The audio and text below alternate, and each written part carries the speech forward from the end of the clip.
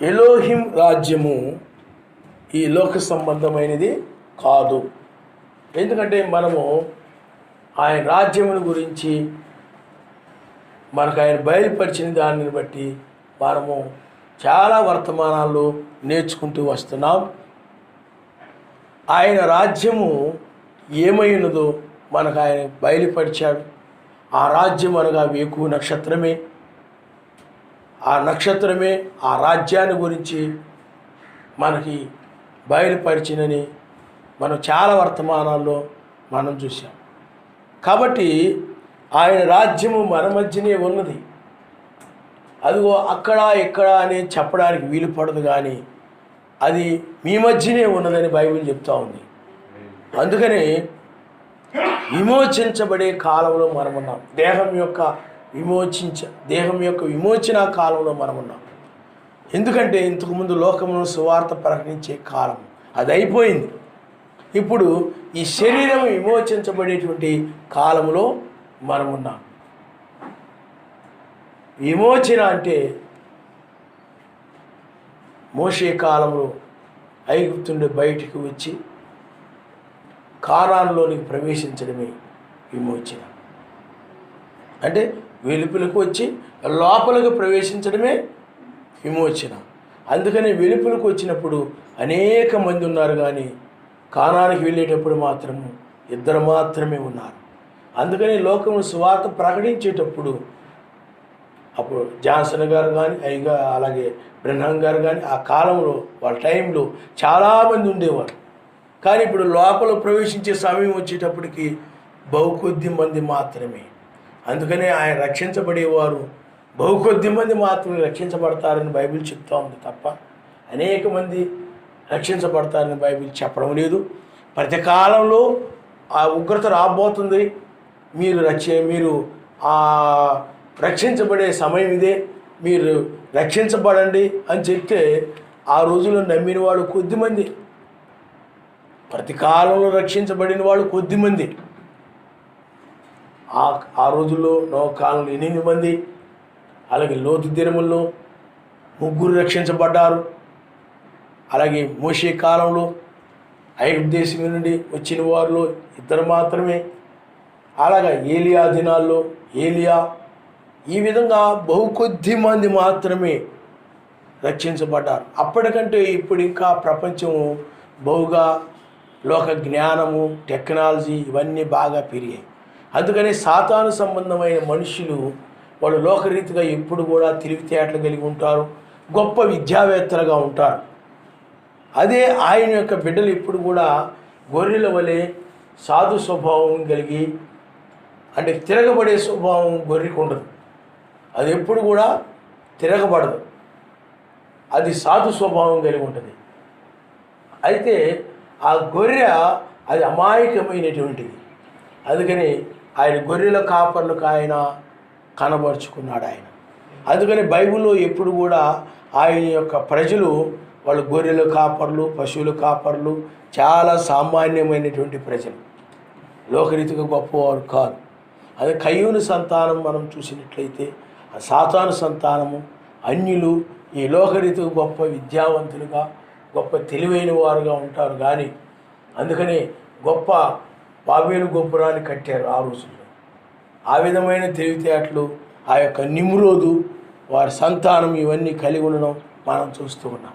కానీ సర్వశక్తిమంతుని యొక్క ప్రజలు లోకరీతిగా జ్ఞానము లేని వారిని, బలహీనులని, ఎన్నిక లేని వారిని బైబిల్ చెప్తుంది. ఆయన నమస్కారం, హల్లెలూయా, హల్లెలూయా. కానీ ఈ యొక్క సాతానుని యొక్క సంతానము లోకరీతిగా జ్ఞానము కలిగిన వారు, లోకరీతిగా తెలివైన వారు, లోకరీతిగా గొప్ప గొప్ప డిగ్రీలు, గొప్ప గొప్ప చదువులు, గొప్ప విద్యావేత్తలని మనము చూడగలుగుతున్నాం. బైబిల్లో మీరు కనుక చూడండి, ఆదికాండము 4వ అధ్యాయము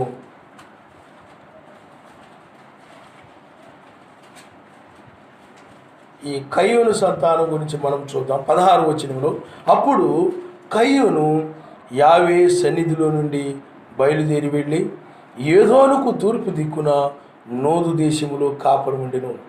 కయ్యూను తన భార్యను కూడినప్పుడు ఆమె గర్భవతి అయి హనోకును కనెను. అప్పుడు అతడు ఒక ఊరు కట్టించి ఆ ఊరికి తన కుమారుని పేరును బట్టి హనోకను పేరు పెట్టెను. హనోకుకు ఈరాదు పుట్టెను. ఈరాదు మహూయాయేలును కనెను. మహూయాయేలు మతూషాయేలును కనెను. మతూషాయేలు లెమకును కనెను. లెమకు 2 స్త్రీలను పెళ్లి చేసుకునెను. వారిలో ఒక దాని పేరు ఆదా, రెండవ దాని పేరు పిల్ల. రెండవ దాని పేరు సిల్లా. ఆదా యాబాలును కనెను. అతడు పశువులు గలవాడై గుడారములో నివసించు వారికి మూల పురుషుడు. అతని సహోదరుని పేరు యోబాలు. ఇతడు సితారాను సానికను వాడుకు చేయు వారందరికీ మూల పురుషుడు. మరియు సిల్లా తూబాల్కేయును కనెను. అతడు పదును గల రాగి పనిముట్లన్నిటినీ ఇనుప పనిముట్లన్నిటినీ చేయువాడు.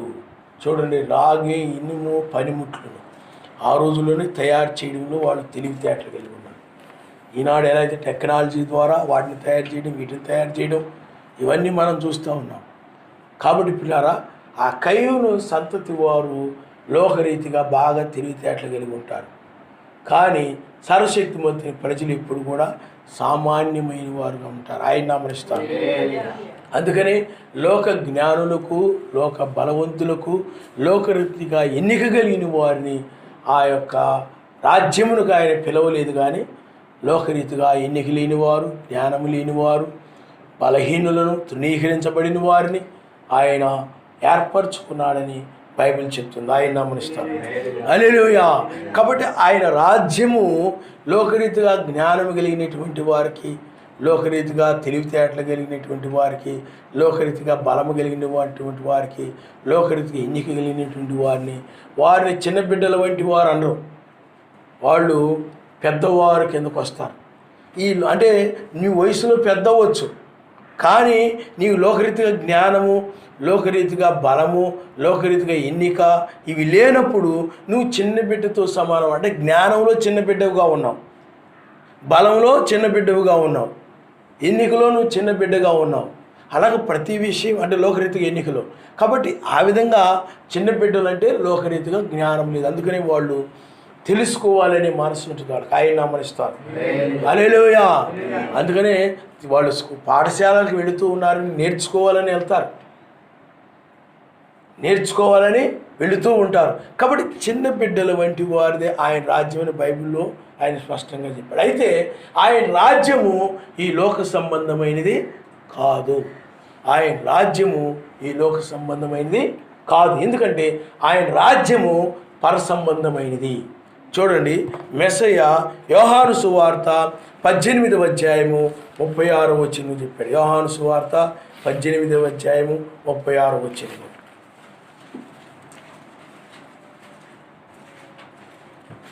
యోహాను సువార్త 18వ అధ్యాయము.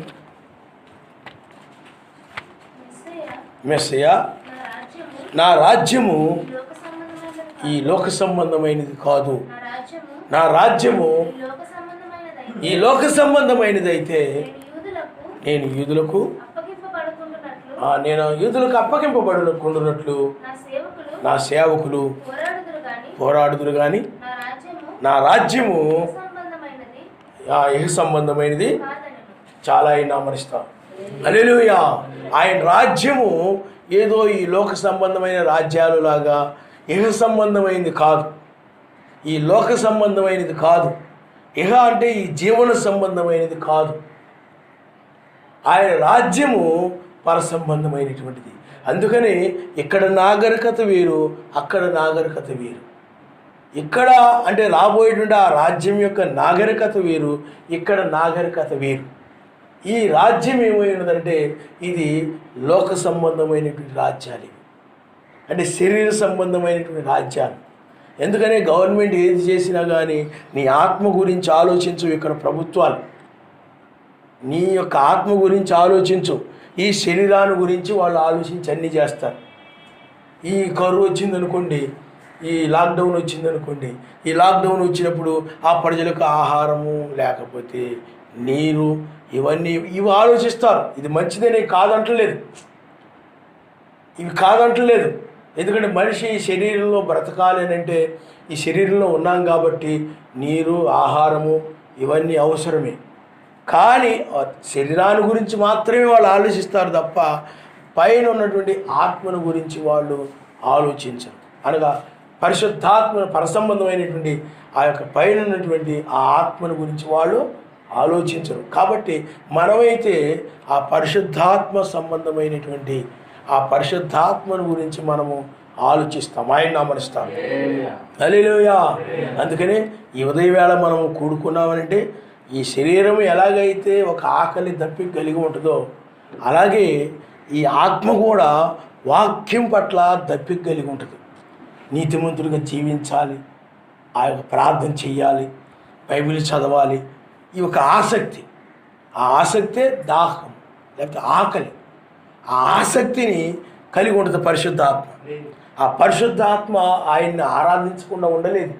బైబిల్ మనిషి ఒక ఆహారం తినకుండా లేకపోతే నీరు త్రాగకుండా ఎలాగైతే ఉండలేడో అదేవిధంగా వాక్యమును వినకుండా కానీ ఆయన స్థుతించకుండా కానీ లేకపోతే ఆయన ఆరాధించకుండా కానీ ఆ మనిషి ఉండలేడు పరిశుద్ధాత్మ కనుక ఉంటే. కాబట్టి పరిశుద్ధాత్మ మనల్ని ఏం చేస్తుందంటే ఆ యొక్క పరిశుద్ధాత్మ మనల్ని ఆయన ఆరాధించేలాగా చేస్తుంది. అందువల్ల ఈ లోక ప్రభుత్వాలు, ఈ లోకం అంతా కూడా ఈ శరీర సంబంధమైనటువంటి రాజ్యాలు. అందుకని మనుషులకి నీరు గురించి, ఆహారం గురించి, లేకపోతే గృహాల గురించి, వాటి గురించి ఆలోచిస్తారు. అలాగే అది అంతవరకే వాళ్ళు. కానీ పరిశుద్ధాత్మ గురించి వాళ్ళు ఏం చేయరు చెప్పండి, ఆలోచించారు. అవి మంచి పనులే కావచ్చు, కానీ పరిశుద్ధాత్మ లేకుండా ఏమి చేసినా కానీ ఉపయోగం లేదు. ఈ లోకంలో గవర్నమెంట్ చేసేవి కానీ ఎవరైనా చేసేవి కానీ అవి ప్రజల్ని రక్షించడం కోసం వాళ్ళు, ప్రజలను కాపాడడం కోసం వాళ్ళు ఆ విధంగా చేస్తూ ఉంటారు. కానీ పరిశుద్ధాత్మ మాత్రం ఏం చేస్తానంటే పరిశుద్ధాత్మ మనల్ని నరకం నుండి రక్షించడం కోసము, ఉగ్రతలోనికి వెళ్లకుండా రక్షించడం కోసము పరిశుద్ధాత్మ ఆ విధంగా చేస్తారు. ఆయన నామనిస్తారు. హల్లెలూయా, హల్లెలూయా.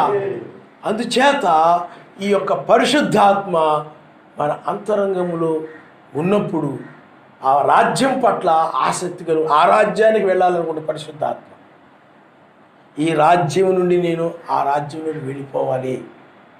పరిశుద్ధాత్మకి ఎప్పుడు కూడా చెప్పండి, ఆత్మ సంబంధమైన రాజ్యం మీద మనసు ఉంటుంది. ఈ యొక్క శరీర సంబంధమైన అనగా ఈ లోక సంబంధమైన రాజ్యం మీద పరిశుద్ధాత్మకి మనసు ఉండదు.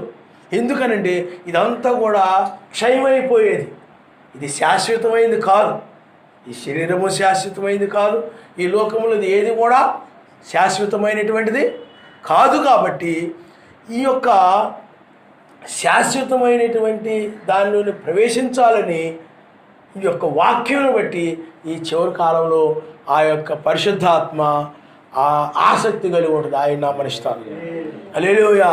పరిశుద్ధాత్మ కనుక నీలో ఉంటే, ఆ పరిశుద్ధాత్ముడు నీలో ఉంటే ఆ రాజ్యంలోనూ ప్రవేశించాలని, ఉగ్రతుని తప్పించుకోవాలనుకుంటాడు.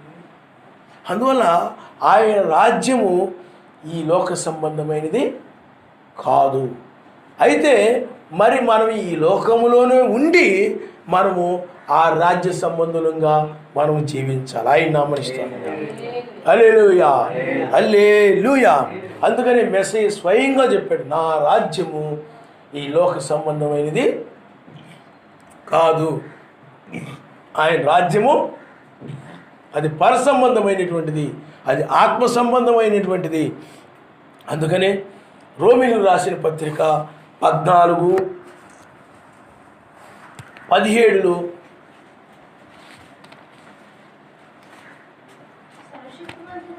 సర్వశక్తిమంతుని రాజ్యము భోజనమును పానమును కాదు గాని నీతియు సమాధానమును పరిశుద్ధాత్మేంద్ర ఆనందమునై ఉన్నది.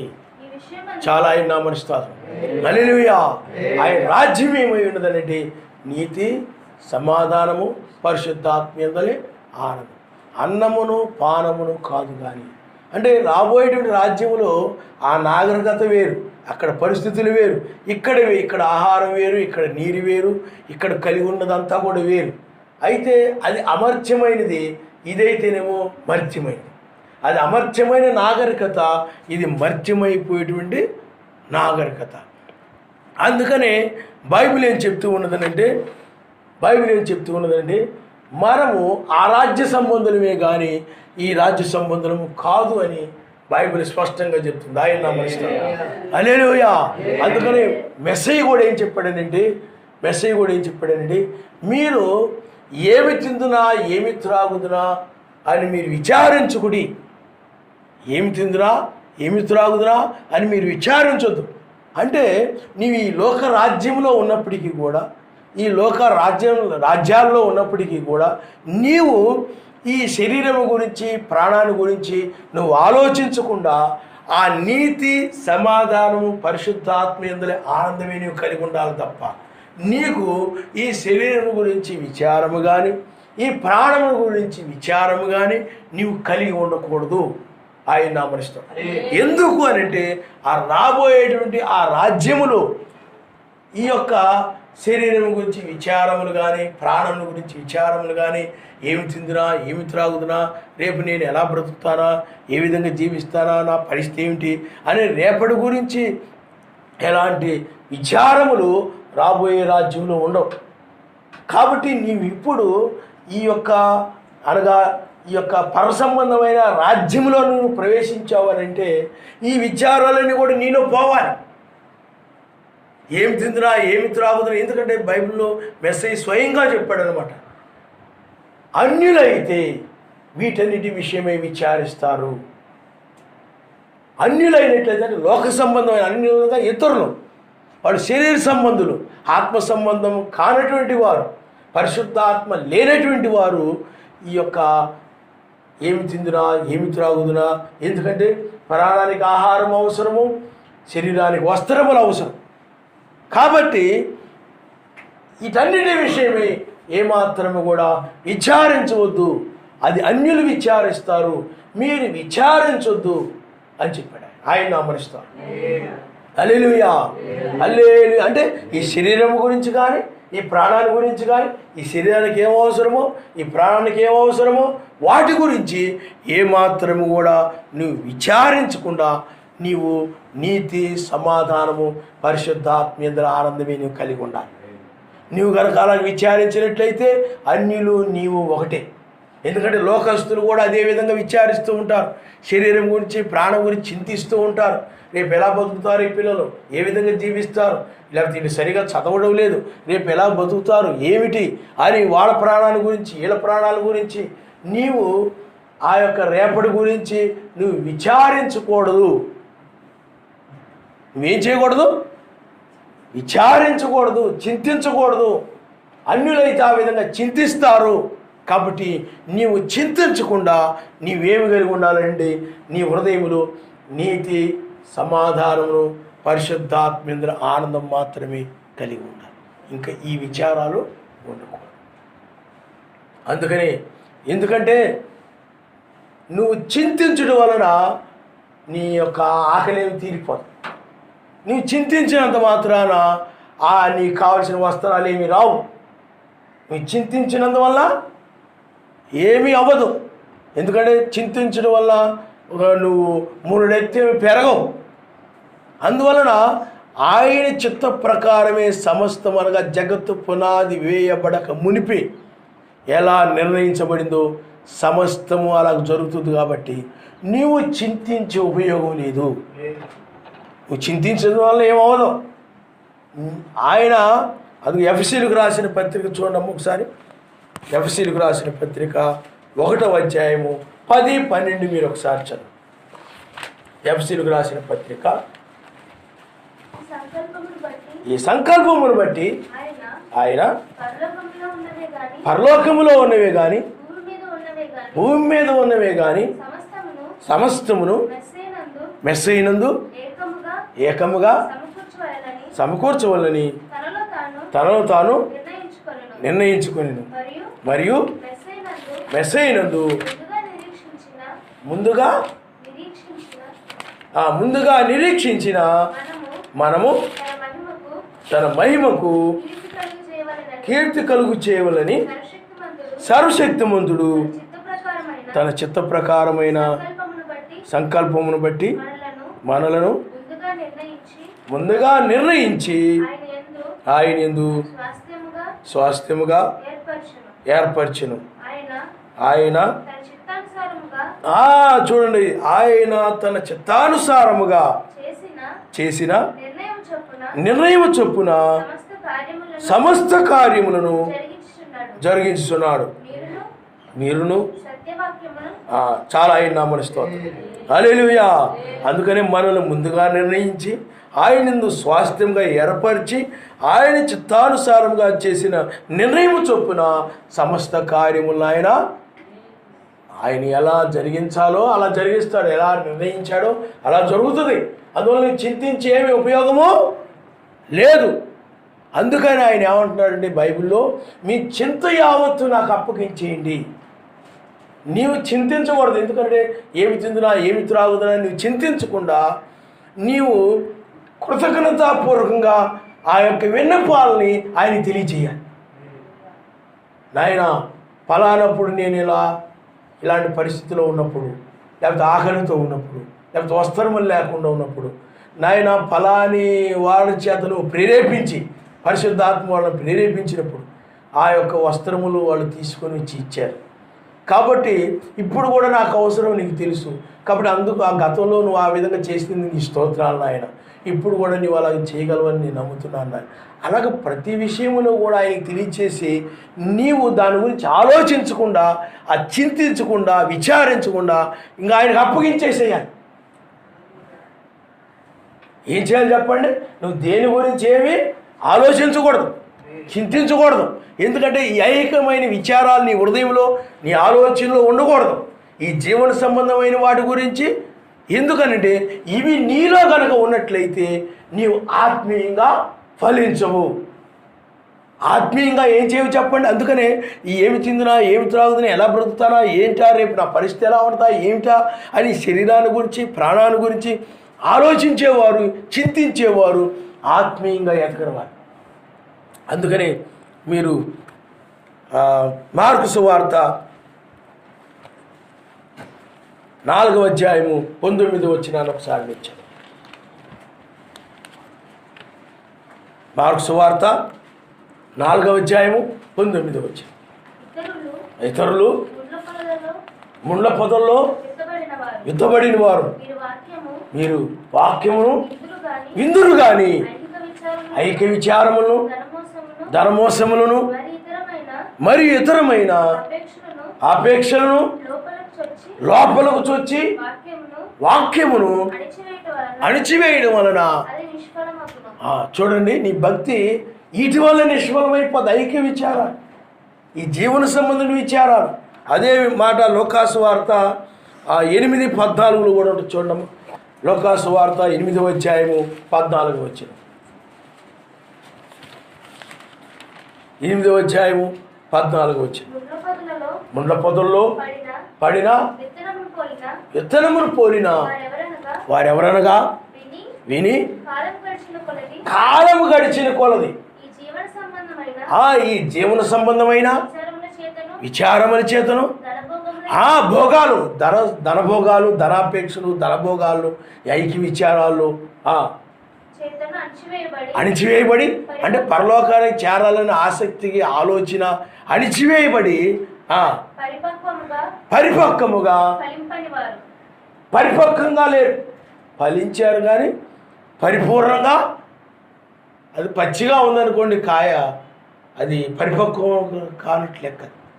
పండినప్పుడు మామిడికాయ పండింది అనుకోండి, దాన్ని ఏం చేస్తాం? పరిపక్వమైనప్పుడు దాన్ని మనం కోస్తాం. అది పరిపక్వం కాకుండా అది పిండిగానే ఉండిపోయింది అనుకోండి, అది దేనికి తినడానికి పనికిరాదు. ఆయనకు కూడా ఉపయోగం లేకుండా ఉన్నటువంటి ఈ యొక్క ఫలించనటువంటి నిష్ఫలమైనటువంటి వారిని ఆయన రాజ్యానికి పరిపూర్ణులు కావాలి. అందుచేత నీవు ఈ యొక్క ఐక్య విచారములను ఈ యొక్క ధన భోగాలు. అందుకనే మోషే కూడా అల్పకాలపు పాప భోగములు అనుభవించడం కంటే తన అనగా సర్వశక్తిమంతుని ప్రజలతో శ్రమలు అనుభవించుట మేలని అనుకొని అతను ఏం చేశాడు చెప్పండి? ఆ అల్పకాల పాప భోగులు విడిచిపెట్టేసి ఆయన కోసం శ్రమలు, బాధలు, నిందలు, అవమానములు, ఈ తిరస్కారం ఇవన్నీ కూడా అనుభవిస్తూ ఆ అరణ్య మార్గంలో అతను ప్రయాణం చేశాడు. కాబట్టి చాలామంది ఆత్మీయంగా ఫలించలేకపోవడానికి కారణం ఏంటంటే ఐక విచారాలు, జీవన సంబంధమైన విచారాలు, అంటే ఈ జీవనానికి సంబంధించిన ఆ యొక్క ఉద్యోగం గురించో, చదువుల గురించో, పెళ్ళిళ్ళ గురించో, వాటి గురించో, వీటి గురించో, ఈ యొక్క ఈ జీవనానికి సంబంధించిన ఇవన్నీ కూడా ఆ సామాన్ల గురించో, ఈ సామాన్ల గురించో, ఆ వస్తువుల గురించో, ఈ వస్తువుల గురించో, ఈ యొక్క ఇతర ఆపేక్షలు, కోరికలు, అవి కొనుక్కోవాలి, ఇవి కొనుక్కోవాలి, అవి సంపాదించుకోవాలి, ఇవి సంపాదించుకోవాలని ఈ లోకంలో వాళ్ళని చూసి, బంధువులను చూసి, వీళ్ళని చూసి, వాళ్ళని చూసి, వాళ్ళకి ఇవన్నీ ఉన్నాయి కాబట్టి మనకు కూడా ఇవన్నీ ఉండాలని ఈ ఇతర కోరికలన్నీ కూడా వాళ్ళలోకి వచ్చేసి, ఈ ఆపేక్షలన్నీ వాళ్ళలోకి వచ్చేసినందువల్ల వాళ్ళు నీతిమంతులుగా, సర్వశక్తిమంతులు, సమాధానం కలిగిన వారుగా, పరిశుద్ధాత్మ ఆనందం కలిగిన వారుగా వారు ఉండలేకపోతుంటారు. నీతిమంతులుగా జీవించలేరు, ఈ విచారాలు కలిగిన సమాధానం కలిగి ఉండలేరు, పరిశుద్ధాత్మను బట్టి ఆనందించలేరు. పరిశుద్ధాత్మ కలిగి ఉండడమే గొప్ప ఆస్తి. ఆయన నామరిస్తారు. హల్లెలూయా. నీతి, సమాధానము, పరిశుద్ధాత్మ ఇందులో ఆనందమే ఆ రాజ్యంలో ఉంటుంది తప్ప ఈ యొక్క ఐహికమైనటువంటి విచారాలు, ఈ యొక్క ధన భోగాలు, డబ్బు వల్ల వచ్చేటువంటి ఈ భోగాలు, డబ్బు ఉంటే నువ్వెంత భోగ జీవితమైనా జీవించవచ్చు. డబ్బును నమ్ముకున్నారు మనుషులు ఈనాడు, ధనాపేక్షను కలిగి ఉంటున్నారు. కాబట్టి ఈ యొక్క ధన భోగములు, ఇవన్నీ ఇతర ఆపేక్షలు, లోకములు సుఖభోగాలు అనిపించాలండి ఆ ఆసక్తి, ఇవన్నీ హృదయంలోనికి వచ్చి హృదయాన్ని ఏం చేస్తా చెప్పండి? ఆర్పివేస్తాయి. అప్పుడు నీవు నీతిలోను, సమాధానములను, పరిశుద్ధాత్మ ఆనందములను నువ్వు ఫలించక నీవు నిష్ఫలమైనటువంటి వ్యక్తిగా మిగిలిపోతావు. అందువలన ఇవన్నీ కూడా నువ్వు ఆయనకు అప్పగించాలంతే. ఏదైనా కానీ, ఏమి తిందిరా, ఏమి త్రాగుదా, అందుకు ఆయన అన్నాడు ఆకాశ పక్షులను చూడండి, ఆకాశ పక్షులను చూడండి, అవి ఎక్కడా కూడా విత్తనాలు విత్తవయి. ఒక ఎకరం పొలం కొనేసి ఆ ఎకరం పొలంలో విత్తనాలు విత్తవవి, కోతలు కోయవు, అయినప్పటికీ కూడా వాటిని ఆయన పోషిస్తూ ఉన్నాడు కనుక వాటికంటే మీరు శ్రేష్టమైన వారు కాబట్టి మిమ్మల్ని ఆయన పోషిస్తాడు. కాబట్టి ఈ శరీరం గురించి, ప్రాణం గురించి మీరు చింతించక నా రాజ్యమును మీరు వెదకండి అని చెప్పాడు ఆయన. హల్లెలూయా, హల్లెలూయా. అయ్యో ఎలాగా, ఏమిటి, నేను పిల్లలకి ఇంకేం సంపాదించలేదే, వాళ్ళకి ఇలా సంపాదించలేదు, వీళ్ళకి ఇలా సంపాదించలేదే, లేదా సంపాదించిన తర్వాత అది అలాగైపోద్దామో, ఇది ఇలాగైపోద్దామో, దాని గురించి ఆలోచించడం, దీని గురించి ఆలోచించడం. నువ్వు ఎప్పుడైతే ఈ భూ సంబంధమైన వాటిని, అందుకని ఒక ధనవంతుడు ఉండాలి, లేకపోతే పెద్ద పొలం కలిగిన వ్యక్తి ఉండాలి, అతనికి చాలా పొలంలో ఉన్నటువంటి పంట బాగా పండింది, ఆ సరశక్తి మీద బాగా దీవించాడు, ఆశీర్వదించాడు. బైబిల్ ఏం చెబుతుందంటే ఈ లోకాశీర్వాదము భక్తికి మూలం కాదను. ఇవన్నీ కలిగి ఉండడం వల్ల చాలా భక్తిగా ఉండవు కాబట్టి ఇవన్నీ నీకు ఇచ్చేసాడు అనుకుంటా, ఇచ్చేసేవాడు కూడా భ్రమ, ఇది భక్తికి మూలం కాదు. కాబట్టి అతడు బాగా విస్తారంగా పండింది, ఆ ధాన్యం అంతా కోసేసి తీసుకెళ్ళి కొట్లో పోసేసాడు. నా ప్రాణమా తినుము, త్రాగుము, సుఖించుము, ఈ రాత్రి నీ ప్రాణం అడిగితే, ఈ రాత్రి నీ కుటుంబం ప్రాణమంతా పోతే రేపు నీవు కలిగి ఉన్నది ఎవరు దొరుకుతుందని అంటాడు. కాబట్టి మనుషులు ఏం చేస్తున్నారో చెప్పండి? ఈ లోకంలో వీటిని కలిగి వాటి మీద మనసు పెట్టుకుని నా ప్రాణమా, తనలో తాను అనుకుంటాను, నాకు ఏమీ పర్వాలేదు, పిల్లలకి అవి సమకూర్చేసాను, నేనేదో చేయగలిగింది నేను చేశాను, ఏదో వాళ్ళకి ఏదో చేసేసి నేనేదో స్తోత్రం అనుకుని పరలోకం వెళ్ళిపోతే చాలు అని మనుషులు ఏమనుకుంటారండి? వాళ్ళందరికీ చేయాల్సింది నేను చేశానులే అనుకుంటారు, వాటి గురించి ఆలోచిస్తూ ఉంటారు. కానీ బైబిల్ చెప్తూ ఉంది, మీ ధనం ఎక్కడున్నో మీ హృదయం అక్కడుండను. నీవు కలిగి ఉన్నది అమ్మి బేదలకి ఇమ్ము, అప్పుడు పరలోక రాజ్యములో ధనము కూర్చుకొనము, అప్పుడు నీ హృదయము పైన ఉంటుందని చెప్పాడు. ఆయన నామనిస్తాను. హల్లెలూయా, హల్లెలూయా. మోషే అదే చేశాడు. మోషే ఏం చేశాడనంటే అల్పకాల పాపభోగం అనుభవించుట కంటే ఆ యొక్క శ్రమలు అనుభవించడం మేలని కలగబో బహుమానం మీద దృష్టించాడు. ఆయన నామనిస్తాడు. నీవు కూడా ఈ భూ సంబంధమైన ఈ లోక సంబంధమైన వాటి మీద నువ్వు దృష్టి పెట్టడం కాదు, నీవు ఆ యొక్క పరలోక సంబంధమైన ఆ రాజ్యం మీద కలగబో బహుమానం మీద నువ్వు దృష్టి పెట్టాలి.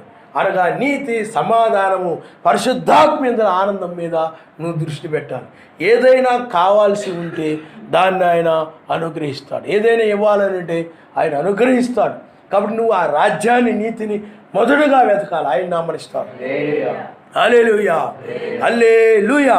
అందుకని నీ చింతలు యావత్తు కూడా ఆయనకు అప్పగించేయి. ప్రతిదీ కూడా ఆయనకు అప్పగించేసి నీవు నీతిమంతుడుగా జీవించు. నీతిమంతుడుగా జీవించు. సర్వశక్తిమంతునితో సమాధానంగా జీవించు. పరిశుద్ధాత్మ ఆనందంతో నువ్వు జీవించు. నువ్వు ఇతరులకు ఏదైనా చేయాలంటే నువ్వు చెయ్యి. ఎందుకంటే ఆ పరలోక రాజ్యంలో ఆ బహుమానం పొందుకోవడానికి ఆయన నామనిస్తాడు. హల్లెలూయా. ఎందుకంటే నువ్వు ఇతరులకు ఒక గ్లాసు నీళ్ళు ఇచ్చినా అది వ్యర్థమైపోదు. దానికి ప్రతిఫలం ఇవ్వబడుతుంది. దానికి ప్రతిఫలాన్ని ఆయన ఇస్తాడు. కాబట్టి నువ్వు ఆ విధంగా నీతిమంతుడుగా జీవిస్తూ ఇతరుల అవసరాల్లోనూ పాలు పొందుతూ సమాధానము కలిగి ఉండి పరిశుద్ధాత్మ ఆనందంతో ఉండు. అంతేగాని దేనిని గురించి కూడా లోకములో విచారించొద్దు. ఈ శరీరం గురించి ఆలోచన చేసుకోనకూడనుంది బైబిల్. ఈ శరీరాల గురించి మీరు ఆలోచించొద్దు అన్నది బైబిల్. ఈ శరీరం గురించి ఏమి తిందునా, ఏమి త్రాగుదునా, శరీరేచ్ఛలు నెరవేర్చుకున్నట్టుకై శరీర విషయమై ఆలోచన చేసుకున్నది. ఒకప్పుడు పూర్వం ఏంటంటే మానవుడు రెండింటి కోసం ప్రయాసపడేవాడు. రెండు ఏమిటంటే రెండిటి మీద ఆధారపడేవాడు. ఒకటి ఆహారము, నీరు మీద ఆధారపడేవాడు. ఆహారము, నీరు మీద ఆధారపడేవాడు. కానీ ఇప్పుడు ఏమైపోయిందంటే రకరకాల వస్తువులు, రకరకాల సుఖభోగాల కోసం రకరకాల వస్తువులు ఇచ్చేసాయి. మనుషులకి ఏమైపోయినాయి చెప్పండి? ఈ ఆలోచనలన్నీ పెరిగిపోయాయి. ఈ పరిశ్రమలు ఇవన్నీ దేనికి సంబంధించినవంటే ఈ లోకములో ఈ యొక్క రకరకాల వస్తువులకు సంబంధించినటువంటి పరిశ్రమలు రకరకాలుగా మనం చూస్తున్నామని. వాతావరణం పాడైపోయింది, కాలుష్యం వచ్చి పెరిగిపోయింది. ఒకప్పుడు అయినట్లయితే మానవుడు ఈ పరిశ్రమలు ఏమీ లేకపోయినా కూడా మానవుడు జీవించాడు, మానవుడు బ్రతికాడు. ఈ పరిశ్రమలు ఏమీ లేకపోయినా కానీ ఇప్పుడైనట్లయితే ఇవన్నీ వచ్చేసాయి. కాబట్టి ఈ విచారాలని చాలామంది ఉద్యోగాల గురించి, అమ్ముకోవడం గురించి, కొనుక్కోవడం గురించి, కట్టుకోవడం గురించి, నాటుకోవడం గురించి, వీటి గురించి ఈ లోకంలో రకరకాలుగా విచారిస్తూ ఉంటారు ప్రతిదాని గురించి. అందుకనే బైబిల్ ఏం చెప్తూ ఉన్నదనంటే నీవు ఆయనకు అప్పగించేసే ఆ విచారం, ఆలోచన నీది కాదు. ఈ శరీరం గురించి నీవు కాదు, అది ఆయన చూసుకుంటాడు. ఈ ప్రాణం గురించి ఆయన చూసుకుంటాడు, ఆయన నెరవేరుస్తాడు. ఆయన బిడ్డల్ని ఎవరైనా ఉన్నట్లయితే ఆయన ఆ విధంగా వాళ్ళ చేత చేయించుకుంటాడు. ఆయన బిడ్డలు కాని వాళ్ళు చేయరు. ఆయన బిడ్డలు అయిన వారు ఏం చేస్తారు చెప్పండి? ఆ లేఖనాలు పాటిస్తారు.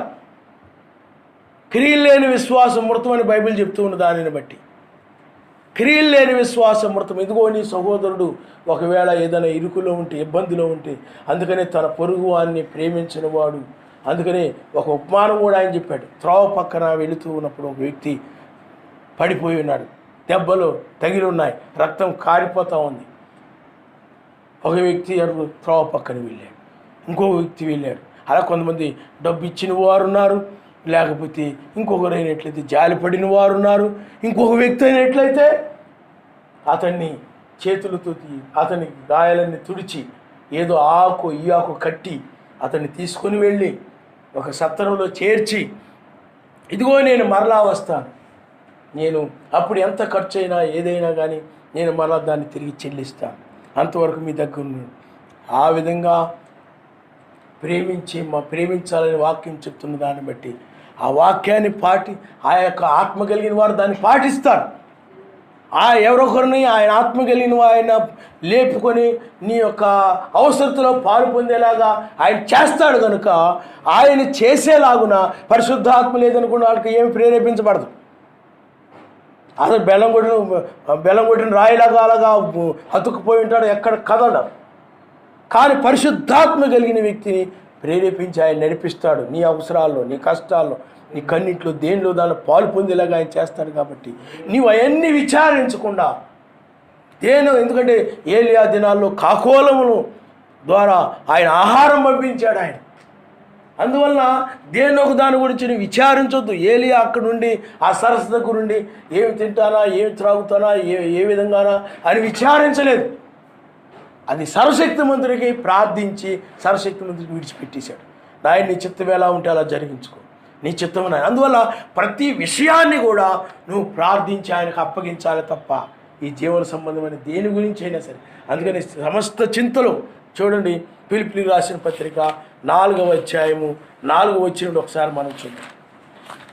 ఫిలిప్పీయులకు రాసిన పత్రిక 4వ అధ్యాయము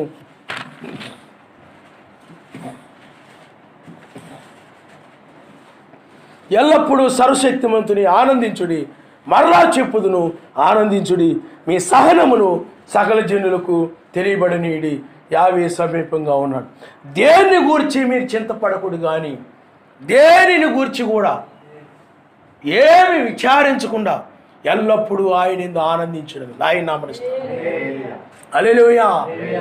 నువ్వు నీ ఆస్తి మెస్సయే, నీ ఆస్తి ఆయన రాజ్యము, నీతి, సమాధానం, పరిశుద్ధాత్మ ఆనందము. నువ్వు ఆయన ఎల్లప్పుడూ ఆనందిస్తూ ఉండాలి. కానీ మనుషులకి పరిశుద్ధాత్మ ఆనందం ఎందుకు లేదంటే, ఆయన బట్టి ఎందుకు ఆనందించడం లేదనంటే, ఈ జీవన సంబంధించిన విచారాలు, ఈ చింతలన్నీ కూడా హృదయంలోకి వచ్చేసి ఈ విచారాలను బట్టి ఆనందించలేకపోతుంది. శ్రమలు వచ్చినాయి అనుకోండి, శ్రమల్లో కూడా ఆనందించమని ఉంది. నాయన నీకు వాక్యం కోసం నిలబడినందుకు నీకు వచ్చి నిన్ను ఎలా శ్రమ పెట్టారు లోకము, ఇప్పుడు కూడా నన్ను అలాగే లోకము శ్రమ పెడుతున్నందుకు నీ మార్గంలో ఉన్నానని రుజువు చేయబడతా ఉంది. నీకు స్తోత్రాలు నాయన. అలాగే నిందల్లో కూడా ఆ రోజుల్లో కూడా వాక్యం కోసం నిలబడితే నీకు నిందలు వచ్చాయి, ఈనాడు కూడా నాకు అలాగే నిందలు వచ్చాయి. కాబట్టి నీ మార్గంలో నన్ను ఉంచినందుకు నీకు స్తోత్రములు ఆయన సంతోషించమని ఉంది. ఆయన వలె ఇరుకు మార్గంలో ఆయన వలె నువ్వు తృణీకరించబడుతున్నావు, సంతోషించాలి. ఆయన వలె నువ్వు నిందించబడుతున్నకు సంతోషించాలి. ఆయన వలె నీకు శ్రమలు వచ్చినప్పుడు నువ్వు సంతోషించాలి తప్ప ఈ శ్రమను బట్టి, ఈ శ్రమల గురించి ఆలోచిస్తూ, నిందల గురించి ఆలోచిస్తూ, నన్ను అలా ఎందుకు అనాలి, నేను ఇలా ఎందుకు అనాలి, నేను ఏ నేరం చేయకపోయినా నేను అలాంటి నేను ఒప్పుకోను, ఇలాంటి నేను ఒప్పుకోను, అసలు ఈ విషయాన్ని తేల్చాల్సిందే. మెస్సీ అలాగన్నాడా? మెస్సీ అలాగ చేశాడా? ఏమి అనేకం వచ్చినప్పటికీ కూడా బయల్జెబూలు, దయ్యం పట్టిన వాడు అనేక రీతులుగా మాట్లాడినప్పుడు కూడా ఇలారా బైబిల్ పేతురు రాసిన పత్రికలో ఉంటుంది. పేతురు రాసిన పత్రికలో ఉంటుంది, మనము వాటి యందు ఆనందించుడని బైబిల్ ఆయన నామనిస్తాడు. హల్లెలూయా, హల్లెలూయా. అంతేగాని వాటి గురించి ఆలోచిస్తూ అలా ఎందుకు అనాలి, ఇలా ఎందుకు అనాలని వాటి గురించి విచారిస్తూ ఆలోచిస్తూ ఆ మాటను పట్టుకొని పీక్కుంటూ అదే తెగేదాకా లాగుతూ దాన్ని అలాగ పట్టు కూర్చొని దాని గురించే బాధపడిపోవడం, విచారించడం ఉండకూడదు. ఆ ఆనందాన్ని నువ్వు, ఎందుకంటే ప్రపంచంలో ఆనందం కలిగిన ప్రజలు ఎవరైనా ఉన్నారంటే ఆయన బిడ్డలే, ఆయన నామనిస్తారు. హల్లెలూయా. ఆయన ఆనందిస్తూ ఉంటారు, ఆయన సంతోషిస్తూ ఉంటారు. వాళ్ళకి ఎన్నో అవసరాలు ఉండొచ్చు, వాళ్ళ లోకంలో లేకపోతే వాళ్ళ ఇంట్లో ఏమీ లేని పరిస్థితి ఉండొచ్చు, ఇరుకుల్లో ఇబ్బందుల్లో ఉండొచ్చు. కానీ అన్నీ ఆయనకు అప్పగించేసి నీతిమంతులుగా జీవిస్తూ, అనగా సమాధానం కలిగి సర్వశక్తిమంతునితో పరిశుద్ధాత్మేందు ఆనందిస్తూ ఉంటారు. ఆయన నామనిస్తారు. హల్లెలూయా. ఎందుకంటే అన్నిటికంటే ముఖ్యమైనది, విలువైనది పరిశుద్ధాత్మ. పరిశుద్ధాత్మ ఉంటే నీకు అన్నీ ఉన్నట్టు. కాబట్టి పరిశుద్ధాత్మను కలిగి ఉన్నందుకు నువ్వు సంతోషిస్తూ ఉండాలి, ఆ నామాన్ని బట్టి ఆనందిస్తూ ఉండాలి. రక్షణ నామము, విలువైన నామము, శక్తి కలిగిన నామము దాన్ని బట్టి నువ్వు ఆనందిస్తూ ఉండాలి తప్ప ఈ యొక్క విచారాల్లో పడిపోయి, ఐహిక విచారాల్లో పడిపోయి, ధనాపేక్షల్లో పడిపోయి, ఈ జీవన సంబంధమైన వాటిలో పడిపోయి, ఈ పనుల్లో పడిపోయి, ఈ పనులన్నిటిని బట్టి కూడా విచారిస్తూ నీవు ఆనందానికి దూరం అయిపోతే, నీతికి దూరం అయిపోతే, సమాధానానికి దూరం అయిపోతే, పరిశుద్ధాత్మేంద్ర ఆనందానికి దూరం అయిపోతే, ఇక నీవు లోకములో అన్నిలు నీవు ఒకటే. కాబట్టి ఆయన రాజ్యంలో నీతి, సమాధానం, పరిశుద్ధాత్మేంద్ర ఆనందమే ఉంటుంది. కాబట్టి నీవు అదే కలిగి ఉండాలి తప్ప ఏ విచారాలు కూడా నీలో ఉండడానికి వీల్లేదు. అలాగ ఉన్నట్లయితే నువ్వు ప్రమాదంలో పడిపోతావు. అందుకనే బైబిల్లో మనం మార్తా మరియ గురించి మనం చూస్తుంటాం. లూకాసు వార్త 10వ అధ్యాయం ఒకసారి మీరు చూడమ్మా. లూకాసు వార్త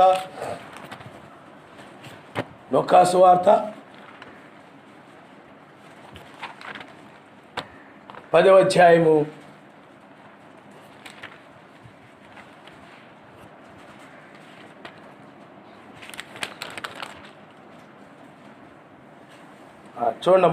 38 వచ్చిన అండి మనం చూద్దాం.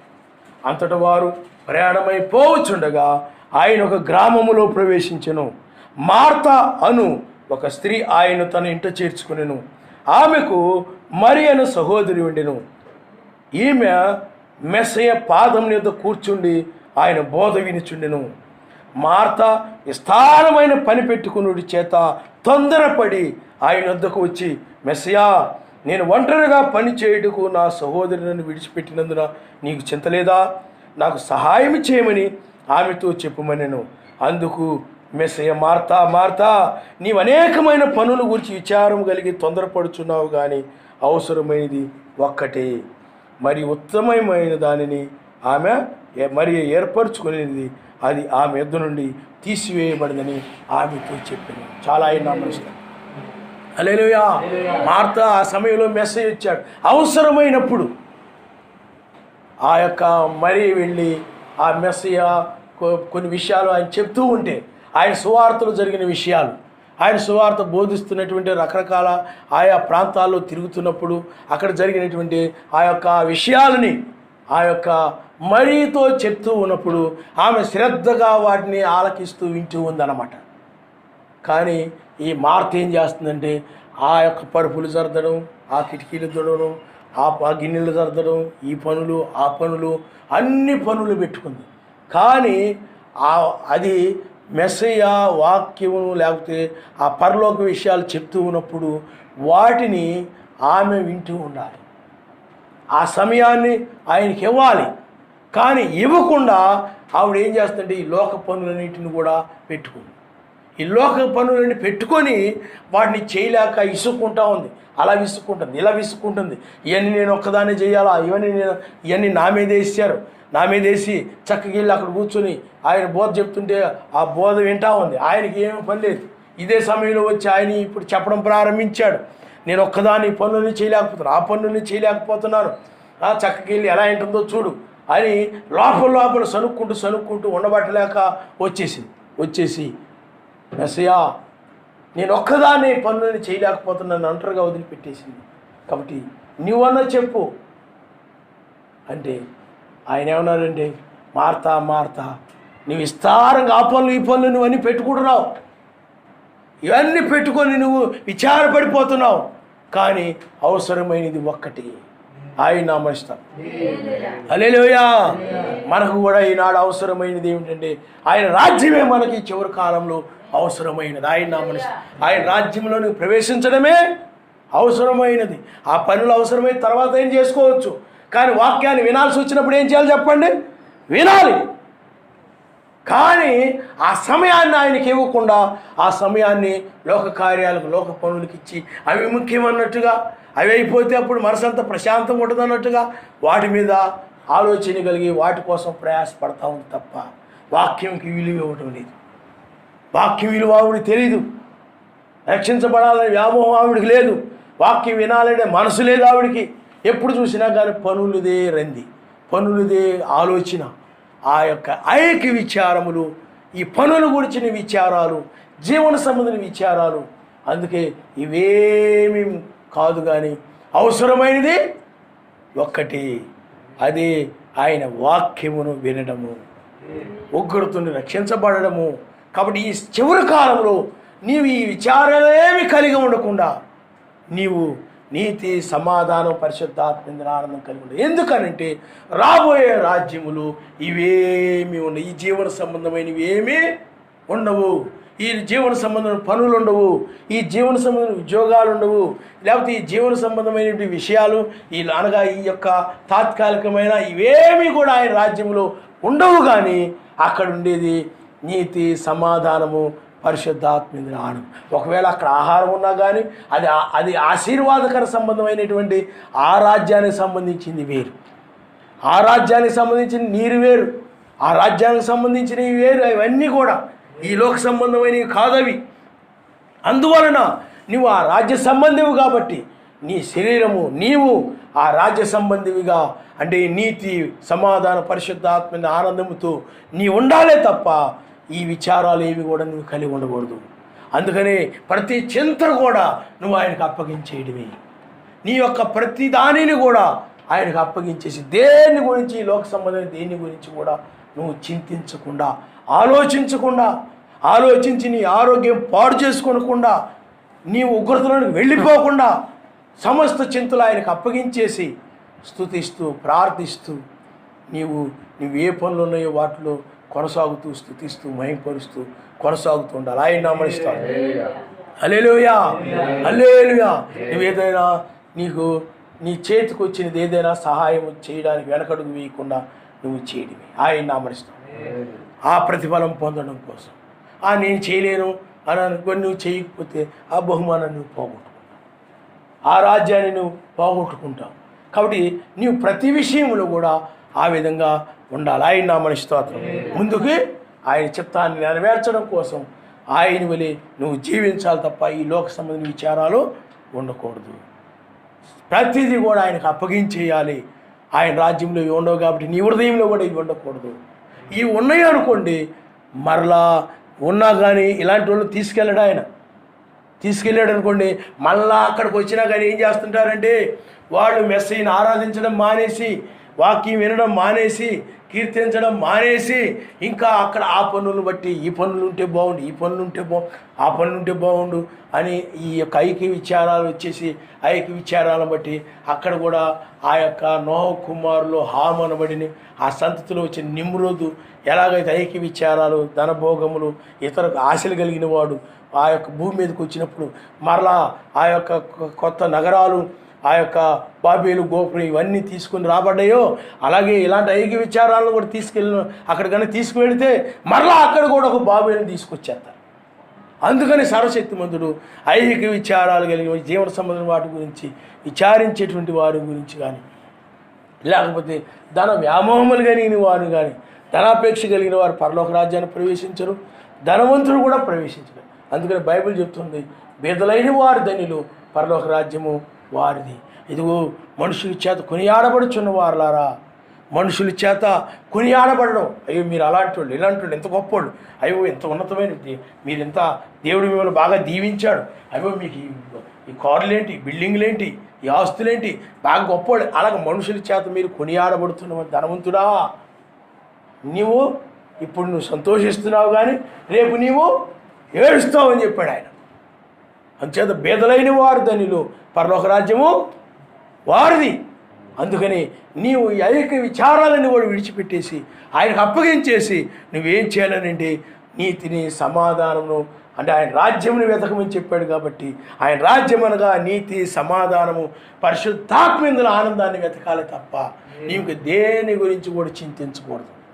దీని గురించి నాయనా నాలో యొక్క నీతిని దయచేయ, నేను ఇంకెక్కడ నీతి కార్యాలు నెరవేర్చకపోతే సహాయం చేయండి. నీకంకా ఎక్కడైనా విరోధంగా ఉన్నట్లయితే, లేకపోతే సహోదరుల విషయంలో ఎక్కడైనా నేను విరోధంగా ఉన్నట్లయితే, లేకపోతే పరిశుద్ధాత్మైన ఆనందం నాలో లేకపోయినట్లయితే దాన్ని నాకు దయచేయ అని, ఏదైతే నీకు తక్కువగా ఉందో, ఏ రాజ్యం అయితే నీలో లేదో దాని గురించి నువ్వు వెతకాలి, దాని గురించి నువ్వు ప్రార్థన చేసుకోవాలి. దీన్ని వెతకాలి. వెతకడన్నా ప్రార్థించడన్నా కనిపెట్టడం అన్నా ఒకటే అర్థం. కాబట్టి నువ్వేం చేయాలంటే దీని గురించి నువ్వు ప్రార్థన చేసుకోవాలి తప్ప, దీని గురించి నువ్వు విచారించాలి తప్ప, దీని గురించి నీవు ప్రార్థించాలి తప్ప. నేను నీతి కార్యాలు చేయడానికి సహాయం చేయి. నీతిమంతుడు ఎలా అవుతాడని అంటే క్రియల మూలంగా అవుతాడు. క్రియల మూలంగా ఇతరులకు నువ్వు మేలు చేయడం ద్వారా, ఇతరులకు పట్ల నువ్వు అసూయపడో లేకపోతే కుళ్ళుకునో ద్వేషించో ఆ విధంగా నువ్వు నీతిమంతుడు కాలేవు. జాలి, కనికరము, దయాహృదయము, ప్రేమ ఇలాంటి మనసు కలిగి అది క్రియాపూర్వకంగా ఉన్నప్పుడు మాత్రమే నువ్వు నీతిమంతుడుగా ఉండగలుగుతావు. ఆయన నామనిస్తా. హల్లెలూయా. కాబట్టి నీతి, సమాధానము దాన్ని నువ్వు వెతకాలి తప్ప ఈ లోకములు మరి దేనిని గురించి కూడా నీవు చింతించకూడదు, విచారించకూడదు. ఆయనకు అప్పగించేయి. ఒకవేళ నీవు అలాంటి విచారం ఉన్నట్లయితే నీవు ఇదిగో ఇలాంటి పరిస్థితిలో ఉన్నాను, అలాంటి పరిస్థితిలో ఉన్నాను అని ప్రార్థన చేయండి. నా గురించి ప్రార్థన చేయండి, ఇలాంటి కష్టం నా గురించి ప్రార్థన చేయండి. ఆ ప్రార్థన చేసి ఆయనకు అప్పగించేయాలి. ప్రతి వాళ్ళకి ఏమవుతుంది చెప్పండి? ఇలాగా శరీర బలహీనత రావచ్చు, లేకపోతే నువ్వు ఏదైనా అప్పుల్లో ఉండవచ్చు, లేకపోతే నువ్వు ఏదైనా ఆ యొక్క ఆకలి దప్పుల్లో ఉండవచ్చు, లేకపోతే ఏ విషయంలో అయినా ఉండొచ్చు. దాన్ని నీవు ఒకవేళ సమాజమునకు నీవు దాన్ని తెలియజేసి దాన్ని సమాజం ఏం చేయాలి చెప్పండి? వాళ్ళు ప్రార్థిస్తారు. అంటే ప్రతి విషయమును కూడా ప్రార్థనాపూర్వకంగా ప్రతి చింతన ఆయనకు అప్పగించి ఏం చేయాలి? ముందుకు వెళ్ళిపోతున్నారు. ఆయన నామస్తం. నన్ను నీతో కావాలన్నా ఆయన, నీతో నాకు సమాధానమే కావాలా, ఈ లోకంలో నాకు ఏమొద్దు నాయన, పరిశుద్ధాత్మను బట్టి నేను ఆనందించాలి నాయన, అదే గురి కలిగి ఉండు. అప్పుడు ఆయన ఏమి కావాలో వాటిని నీకు ఇస్తాడని ఆయన నామస్తం. హల్లెలూయా. ఆయన లేపుతాడు నిన్ను, నీ ప్రాణాలు కూడా ఆయన కాపాడుతాడు. నీ ప్రాణాన్ని కూడా ఆయన ఏం చేస్తాడు చెప్పండి? నా జీవితంలో బోల్డ్ జరిగాయి. ఒక ఉదాహరణ చెప్తాను. ఒకసారి పరిశుద్ధాత్మ ఎలాగా ఒకసారి నేను ఇంట్లో ఏం చేశానంటే జావ కాసుకున్నాను అనమాట.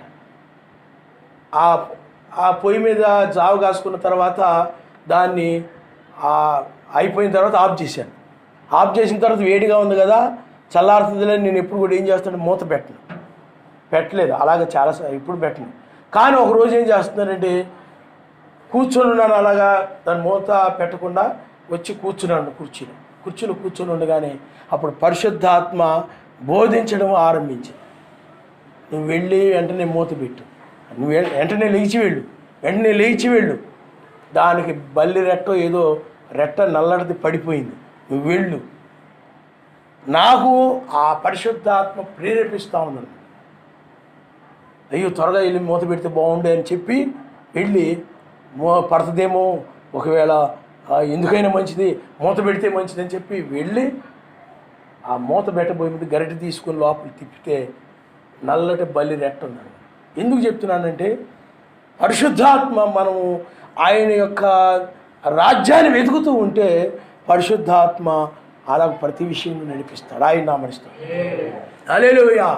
ఒకసారి ఈ పత్రికలకు ఎలాగా డబ్బులు ఆయనే చూసుకుంటాడులే అని చెప్పి నేను ప్రార్థన చేసి ఆయనకు అప్పగించేసి స్తుతించుకుంటూ ఉంటాను, లేకపోతే పాటలు పాడుకుంటూ ఉంటాను ఎప్పుడు కూడా, లేకపోతే స్తుతించుకుంటాను, లేకపోతే వాక్యంలో ధ్యానించుకుంటా ఉంటాను. ఎందుకంటే ఆ విధంగా మనం ప్రార్థనలో ఆ విషయంలో ఉన్నప్పుడే ఆయన బోధిస్తాడు.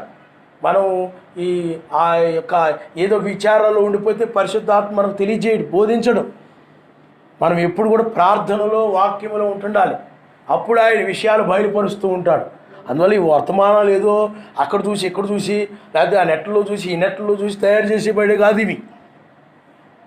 ప్రార్థనాపూర్వకంగా మనము ఆయన యొక్క వశంలో మన మనసు ఎప్పుడు కూడా ఆయన వైపు లాగుతూ ఉంటుంది. ఆ వశంలో ఉన్నప్పుడు వర్తమానం ఆయన బోధిస్తూ వస్తాడు. అర్థమైందా? కాబట్టి ఒకరోజు పత్రిక గురించి ఆలోచిస్తూ ఉంటే ఆయనకు అప్పగించేసి ఇంకా ఆయనే చూసుకుంటున్నాడు నేను ఊరుకుంటే, ఆ మరుసటి రోజే అక్కడికి వెళ్ళినప్పుడు ఇదిగో ఈ సిస్టర్ గారు ఏమున్నారని చెప్పి ఆ 1500 అంతా తీసుకొచ్చి ఇచ్చాడు. ఎందుకు నేను చెప్తున్నానంటే నువ్వు ఆయనకు అప్పగించేయి ప్రతిదీ కూడా. ఆయన్ని నడిపిస్తాడు, ఆయన బోధిస్తాడు. చాలా సంఘటనలు. ఒకసారి పత్రికలు ప్రింటింగ్ కోసం నేను ఆ యొక్క ఈ రాసిన మెసేజీలు ఒకసారి ఇచ్చానమాట, ఒక ప్రింటింగ్ దగ్గర ఇస్తే 2 రోజులు అయిపోయింది. అవి అతను పోగొట్టాడు అని పరిశుద్ధాత్మ బోధిస్తూ ఉందన్నమాట. నేను కంగారు వెళ్ళిపోయి అడిగాను, అయ్యా ఒకసారి చేయించండి. అతికెత్తికాడు, అటు ఎత్తికాడు, దొరకలేదు, పోయాయి. ఎందుకు నేను చెప్తున్నానంటే, సర్వశక్తిమంతుడు మనం ఆయన వశములో ఉంటే, అంటే అన్ని చింతలు ఆయనకు అప్పగించేసి నువ్వు నీతి సమాధానం పరిశుద్ధాత్మ ఇందులో ఆనందంతో ఉంటే అప్పుడు పరిశుద్ధాత్మ నడిపింపును నువ్వు చూడగలుగుతావు. ఆయన అప్పుడు నేను ఇలాంటివన్నీ కూడా నువ్వు గ్రహించగలుగుతావు. ఆయన నామనిస్తావు. ఒకవేళ అప్పుడు చెప్పకపోయినా తర్వాత అయినా ఆయన బోధిస్తూ ఉంటాడు. కొన్ని సందర్భాల్లో ఇప్పుడు 8, 4, 3 అనేది ముందు నాకు తెలియదు, పరిచర్యకు ముందు వచ్చినప్పుడు కొత్తలో కూడా నాకు తెలియదు. అవి తర్వాత చివరికి వచ్చేటప్పుడు ఆయన బయలుపరిచాడు. ప్రతి 10 సంవత్సరాలు అందుకని ప్రతి సంవత్సరాలకు ఆయన ప్లేసును మార్చాడు. అందువల్లే మనం కూడా ఇప్పుడు 10 సంవత్సరాల తర్వాత వేరే స్థలానికి వెళ్ళిపోతామని మనకు తెలియడం కోసం ఆయన అలాగా మారుస్తూ వచ్చాడు. ఆయన నామనిస్తాడు. ఏలియాను అలాగే మార్చాడు ఆయన. ప్రతి విషయము కూడా కొన్నిసార్లు పరిశుద్ధాత్మ మనకు అలాగ బోధిస్తూ ఉంటాడు. పరిశుద్ధాత్మ మనకు కొన్నిసార్లు ముందుగా కూడా ఆయన తెలియజేస్తాడు, కొన్నిసార్లు ఆయన చెప్పడం, ఆయన చిత్తం సమస్తము కూడా. అందువల్ల నువ్వు నీతిని సమాధానమును పరిశుద్ధాత్మ ఇందులో ఆనందం కనుక దాన్ని వెతుకుతూ ఉన్నట్లయితే మిగతా ఆయన్ని కూడా ఆయన నడిపిస్తాడు. ఆయన చిత్తం ఎలా జరగాలో అలా జరిగిస్తాడు. నా జీవితంలో ఎన్నో చూశాను. అందువల్ల ఆయన మీద ఆధారపడాలి. నువ్వు ఆ చింతలు ఆయనకు అప్పగించి నువ్వు ఆయన మీద ఆధారపడాలి. ఆయన నెరవేర్చగల సమర్థుడు, ఆయన శక్తిమంతుడు అని ఆయనకు అప్పగించాలి తప్ప అవి నీ హృదయంలో పెట్టుకొని ఆలోచిస్తూ దాని గురించే పదే ఆలోచిస్తూ దాని గురించే పదే దాని గురించి ప్రార్థన చేస్తూ ఈ లోక సంబంధమైన వీటి గురించే నువ్వు ప్రార్థన చేయాలి. బైబిల్ ఏం చెప్తుందనంటే వీటి గురించి కూడా నువ్వు ప్రార్థన చేయాల్సింది. మీకేమి కావాలో మీ తండ్రికి తెలుసు.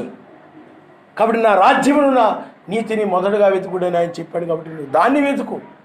ఇవన్నీ ఆయనకు అప్పగించేసే. నీ వ్యాధి సాధక బాధలు సమస్తం కూడా దాని గురించి ఆలోచించకుండా, ఆ శరీరం గురించి ఆలోచించకుండా ఆయనకు అప్పగించేసి నీతిమంతుడిగా నేను జీవించాలి, సమాధానం కలిగి ఉండాలి, పరిశుద్ధాత్మ ఆనందం నేను కలిగి ఉండాలి, ఆయన రాజ్యాన్ని నేను కలిగి ఉండాలి అని నువ్వు దాన్నే వెతుకుతూ దాని గురించి నువ్వు ప్రార్థన చేస్తూ ఉంటే మిగతా ఆయన కూడా ఆయన నడిపిస్తాడు. ఆయన నామనిస్తాడు. హల్లెలూయా, హల్లెలూయా. ఈ ఐక్య విచారాలు కలిగి ఉన్నట్టయితే ఏంటంటే నువ్వు లోపల కలిగి ఉంటావు కానీ పెద్ద పాపం కింద కనపడవు. అసూయ కలిగి ఉంటే పాపం కానివ్వండి,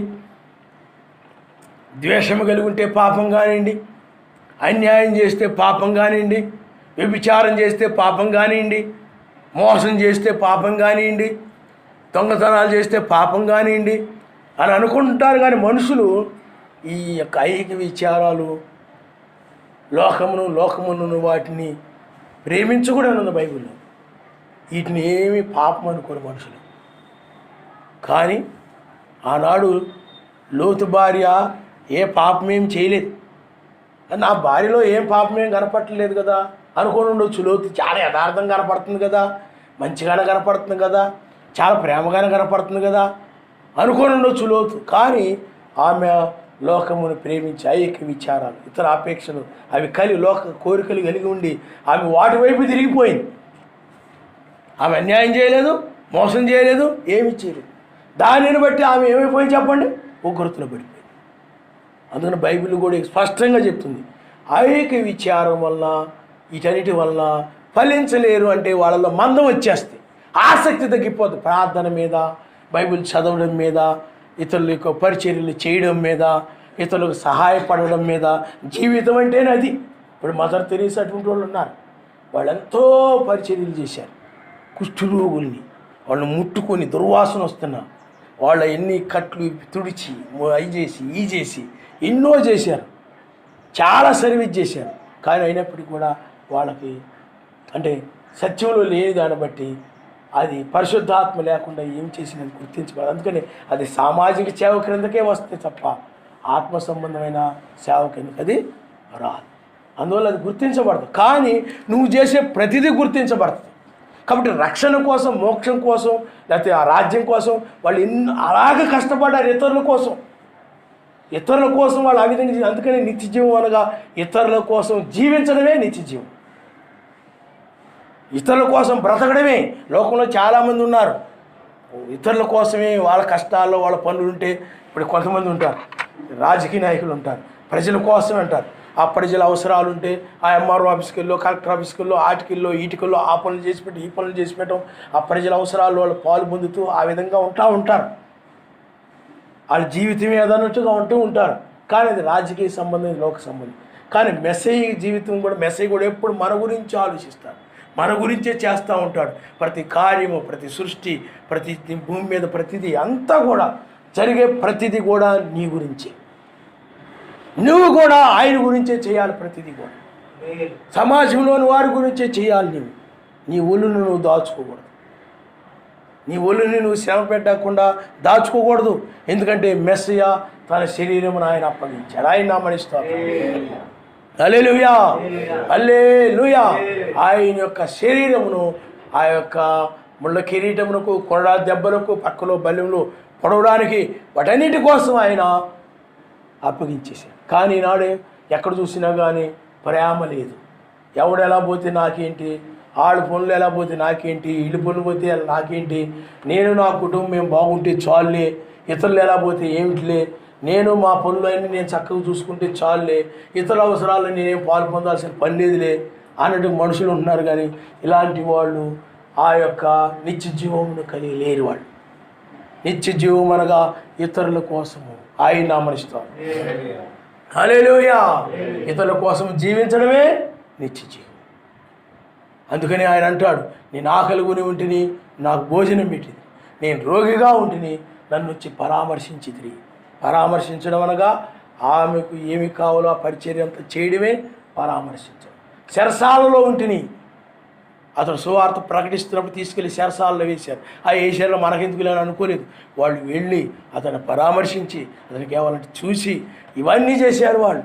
ఆ రోజుల్లో ఆ చెరసాలలో ఉన్న వాళ్ళ ఖైదీలు అంటే చెరసాలలో ఉన్న వాళ్ళ కోసము వాళ్ళ కొంతమంది ఏం చేసే లోకంలో మనుషులకి వాళ్ళకి ఆ యొక్క నమ్మితే వాళ్ళు చంపేస్తూ ఉన్నప్పుడు వాళ్ళు పారిపోయి కొండ గుహల్లో, సొరంగాల్లో దాక్కొని ఉన్నప్పుడు అలాంటి ప్రజల కోసము వాళ్ళు బయటకు వస్తే చంపేస్తారు. అలాంటి ప్రజల కోసం వాళ్ళు కలిగి ఉన్న వాటిని అమ్మి, ఆస్తులను అమ్మి, నిత్యం మనకు ఒకటి ఉందని అమ్మేసి తీసుకొని వచ్చి వాళ్ళకి అవసరాల్లో పాలు పొంది సహాయపడ్డారు. ఆ విధంగా హెబ్రీయులకు రాసిన పత్రికలో రాయబడి ఉంది. ఎండనక, గాలనక, అరణ్యమనక, ఏదనక దేన్ని లెక్క చేయకుండా ఆ విధంగా ఎంత దూరమైనా సరే వెళ్ళి ప్రయాణం చేసి ఆ ప్రేమను ఆ విధంగా చూపించారు. ఆయన నామనిస్తారు. అలాగే ఆత్మీయ ప్రేమ ఉంటుంది, అలాగే ఈ ప్రేమ కూడా. అయితే ఈ ప్రేమ తాత్కాలిక, దీనికి బహుమానం ఉంటుంది. ఇక అర్థమవుతుందండి. దీనికి ఏముంటుంది చెప్పండి? బహుమానం. కాబట్టి నీవు ఆయన రాజ్యమును, నీతిని వెతకాలి. నీవు ఈ యొక్క ఐక్య విచారం నీవు కలిగి ఉండకూడదు. అందుకని ఆ ఐక్య విచారాలు కలిగి ఉంటే ఏమొస్తుంది చెప్పండి? మందం వచ్చేస్తాయి, ఆసక్తి తగ్గిపోద్ది, ఇతరుల యొక్క కార్యాల్లో వేట్లు కూడా నువ్వు పాలు పొందవు. మందంగా చేద్దాంలే, చూద్దాంలే అన్నటువంటి ప్రార్థన చేసుకోవచ్చులే, ఏం వెళ్తాంలే, అంత దూరం ఏం వెళ్తాంలే, ఇంత దూరం ఏం వెళ్తాంలే అనేటువంటిది నీలో ఏమైపోయి చెప్పండి? ఆ మందం వచ్చేస్తాను, బద్ధకం వచ్చేస్తుంది, ఆ మందం వచ్చేస్తుంది. అప్పుడు ఆ మందం వచ్చేసి ఏదో ఒక సాకులు చెప్పడం, అది లేదు, ఇది లేదు, అక్కడికేం వెళ్తాంలే, ఇక్కడికేం వెళ్తాంలే, మీరు చేయండి చాలులే. ఏమొచ్చేస్తానంటే నిర్లక్ష్యం వచ్చేస్తానమాట, బద్ధకం వచ్చేస్తానమాట. అందుకని ఆ రక్షణ పట్ల ఏమొస్తుందంటే ఐక్య విచారాలు వచ్చినట్టు ప్రమాదాన్ని తీసుకుపోతాయి. అందువలన మనం ఎప్పుడు కూడా ఏంటంటే ఇవి తేలిగ్గా తీసుకోకూడదు. ఈ విచారాలు అనేవి అవి ఉగ్రతను తీసుకుపోతాయి. అందుకనే చూడండి లూకాసు వార్త 21వ అధ్యాయంలో ఒకసారి చూడండి, ఆయన ఏం చెప్తున్నాడు? 34వ వచనంలో, మీ హృదయములు ఒకవేళ తిండి వలనను, మత్తు వలనను, ఐక్య విచారం వలనను మందముగా ఉన్నందున ఆ దినము లూకాసు వార్త 21వ అధ్యాయము 34 వచనం. అకస్మాత్తుగా మీ మీదకి ఉరి వచ్చినట్లు ఆయన యొక్క ఉగ్రత వచ్చును. కాబట్టి మీ విషయమే మీరు జాగ్రత్తగా ఉండండి. అందువల్ల వాళ్ళే అన్యాయం చేస్తే, మీకు మోసం చేస్తే, మీరు దొంగతనాలు చేస్తే, లేకపోతే మీరు ఇలాగా దోపిడీలు చేస్తే మీ మీదకు ఉగ్రత వస్తుందని చెప్పలేదు. అక్కడ వాళ్ళకి ఆల్రెడీ వచ్చేస్తాయి. కానీ సమాజంలోని వారితో చెప్తున్నాడు ఆయన నామనిస్తారు, వెలుపటి వారితో కాదు. ఈ చాలామంది అన్యాయం చేయరు, మోసం చేయరు, చాలా నీతిగానే ఉంటారు. కానీ ఈ విచారాలు ఉంటుంటాయి వాళ్ళలో. ఈ విచారాలు ఉండటం వల్ల వీళ్ళకి ఆ మందం వచ్చేస్తే భక్తి పట్ల, ఆ రాజ్యం పట్ల, ఆ నీతి పట్ల, ఆ సమాధానం పట్ల, పరిశుద్ధాత్మ ఆనందం పట్ల ఏమో చెప్పండి, మందం వచ్చేసి ఇంకా దాని మీద, రాజ్యం మీద పెద్ద ఆసక్తి చూపించరు. లోక విషయాల మీద ఆసక్తి చూపిస్తుంటారు, సెల్ ఫోన్ల మీద ఆసక్తి చూపిస్తుంటారు, ఏమైనా కొనుక్కునే వాడి మీద ఆసక్తి చూపిస్తూ ఉంటారు, లోక వస్తువుల మీద ఆసక్తి చూపిస్తూ ఉంటారు, వీటి మీద వాటి మీద ఆసక్తి చూపిస్తూ ఉంటారు. కానీ భక్తి దగ్గరకు వచ్చేటప్పటికి అంత ఆసక్తిగా కనబడరు. కారణం ఎందుకంటే తిండి వలన, ఈ విచారాల, ఈ జీవన సంబంధి విచారాల వలన అక్కడ ఏమైపోయింది చెప్పడం, హృదయము మందం అయిపోయి ఇంకా వాళ్ళు యొక్క ఆసక్తి లేదు. కాబట్టి భక్తి విషయంలో ఇక ఫలించలేరు వాళ్ళు. భక్తి విషయంలో ఏమైపోయి చెప్పండి. భక్తి అంటే ఏమిటంటే, భక్తి అనగా ఈ లోక మాలిన్యమును మనకు అంటకుండా, అలాగే అనాథలైనటువంటి వారి విషయంలో, అంటే దిక్కులేనటువంటి వారి విషయంలో మనము వారి విషయంలో పాలు పొందుటే భక్తి అని ఉంటుంది. ఆయన నామనిస్తారు. హల్లెలూయా. అది యాకోబు రాసిన పత్రికలో ఉంటుంది. కాబట్టి నీవు ఈ చివరి కాలంలో ఏ విచారములు లేకుండా, లోక విచారాలు లేకుండా, ఈ యొక్క జీవన సంబంధ విచారాలు లేకుండా, ఈ జీవనానికి సంబంధించినవి ఇవన్నీ కూడా శరీరానికి సంబంధించినవి, సమస్తము శరీరానికి సంబంధించినవి. ఈ యొక్క వస్త్రములు కావచ్చు, గృహాలు కావచ్చు, ఇంట్లో వస్తువులు కావచ్చు, ప్రతిదీ కూడా వీటి ఏటిని గురించి నువ్వు విచారించకుండా అన్నీ కూడా ఆయనకు అప్పగించేసి, నీ పిల్లల భవిష్యత్తు ఏది, ఎలాగా, ఏమిటి వీళ్ళు చూస్తే ఇలా ఉన్నారు ఏమిటని ఏమి వాళ్ళ గురించి కూడా నువ్వు, ఎవరి గురించి కూడా నువ్వు ఆలోచించకుండా సమస్తం ఆయనకు అప్పగించేసి నువ్వు నీతిని, సమాధానమును నువ్వు వెతుకుతూ ఉండాలి. ఆయన నామనిస్తాను. హల్లెలూయా, హల్లెలూయా. అప్పుడు ఈ ఐక్య విచారాలు కానీ, తిండి వలన కానీ ఈ యొక్క హృదయం మందముగా ఉండదు. కాబట్టి నీవు ఆ నీతి, సమాధాన, పరిశుద్ధాత్మేందుల ఆనందాన్ని కలిగి ఉంటావు కనుక అప్పుడు ఈ ఉగ్రత నుండి నువ్వు తప్పించుకుంటావు. ఆయన నామనిస్తావు. హల్లెలూయా. అందుకని అకస్మాత్తుగా నాశనము తటస్థించును. మనం ఎత్తబడిన తర్వాత, అందుకని ఎత్తబాటు అనేది అకస్మాత్తుగా జరిగిపోతుంది. అందుకని మనం అకస్మాత్ అంటే ఆయన రాకడా. మనకి ఇదేదో ఆ కన్నురెప్పాడు సమయం అనగానే ఆ కన్నురెప్పాడు సమయం అనుకుంటాం. కానీ ఆయన సమయంలో, ఆయన దృష్టిలో ఈ యొక్క సమయము కన్నురెప్పాడు సమయమే. ఎందుకంటే 2000 సంవత్సరాలు ఒక దినం అంటే మరి ఈ యొక్క 30 సంవత్సరాల దృష్టిలో కన్నురెప్పాడు సమయమే. కనుకని మనకు బోర వినబడతా ఉంది. యూదులకు కూడా బోరలు 6 బోరలు అయిపోయాయి. ఇప్పుడు మనము ఎలోహిం బోర, ఈ బోర మ్రోగుతూ ఉన్నది. అందుకని ఈ బోర మ్రోగినప్పుడు మనము ఈ యొక్క మర్త్యమైన నశించే వాటి ఆ చింతలన్నీ కూడా ఆయనకు అప్పగించేసి, ఎందుకంటే ఈ లోకంలో ఉన్నాం కాబట్టి ఆహారం అవసరమే, నీరు అవసరమే, మనకి లోకంలో ఏవో అవసరమే. కానీ నువ్వు వాటి గురించి విచారించకుండా అది ఆయన చూసుకుంటాడు. కాబట్టి నువ్వు ఆయనకు అప్పగించేసి నువ్వు నీతిని, సమాధానమును, పరిశుద్ధాత్మేందుల ఆనందాన్ని వెతకాలి. ఆయన నామనిస్తారు. అందుకని వాళ్ళు కానానికి అనేక మంది ఎందుకు ప్రవేశించలేదని అంటే ఇవే. వాళ్ళు వెతకాల్సింది ఏమిటి? కానానుని వెతకాలి, ఆ ధర్మశాస్త్రాన్ని వెతకాలి. కానీ ఆ ధర్మశాస్త్రం వెతకకుండా వారు ఐగుప్తులో ఉన్నప్పుడు ఇలా ఉన్నాం, అలా ఉన్నాం, అది తిన్నాం, ఇది తిన్నాం, అలా జీవించాం, ఇలా జీవించాం అని వారు ఈ యొక్క ఐక్యమైనటువంటి విచారాలు, ఈ జీవన సంబంధ విచారాల వలన వాళ్ళు ఫలించలేదు. కాబట్టి నీతిమంతులు కాలేకపోయారు. కాబట్టి సర్వశక్తిమంతుతో సమాధానంగా ఉండలేకపోయారు. కాబట్టి ఆ యొక్క అనేక ధర్మశాస్త్రం వాళ్ళకి ఇవ్వబడుతున్నప్పుడు కూడా ఆ ధర్మశాస్త్రం బట్టి కూడా వాళ్ళు ఆనందించే స్థితిలో లేరు. వాక్యం బయలు వెళ్తుంటే ఆ వాక్యాన్ని బట్టి కూడా సంతోషించే స్థితిలో లేరు. అందును బట్టి వారికి ఆ యొక్క ధర్మశాస్త్రం యొక్క ఆనందం కానీ సంతోషం కానీ వాళ్ళకి లేదు. అందులో ఐక్య విచారాల వల్ల వాళ్ళ మందులైపోయారు. అందును బట్టి ఆయన అక్కడ వాళ్ళని సంహరించాడు, నాశనం చేశాడు. కాబట్టి పిల్లారా, మీరు ఆలోచన చేయండి. ఆయన రాజ్యము ఏకలోక సంబంధమైంది కాదు కాబట్టి, అనగా ఈ లోక సంబంధమైంది కాదు కాబట్టి, ఆయన నీతిని, ఆయన రాజ్యముని, అనగా నీతిని, సమాధానమును, పరిశుద్ధాత్మ ఆనందాన్ని నువ్వు వెతుకు. నీ చింతలన్నీ కూడా ఆయనకు అప్పగించేయి. ఎందుకంటే ఆకాశ పక్షులు చూడండి, అవి విత్తవు, కోయవు, వాటికంటే మీరు శ్రేష్ఠులు. కాబట్టి మీరు దానిని ఆయన యొక్క రాజ్యాన్ని వెతకండి.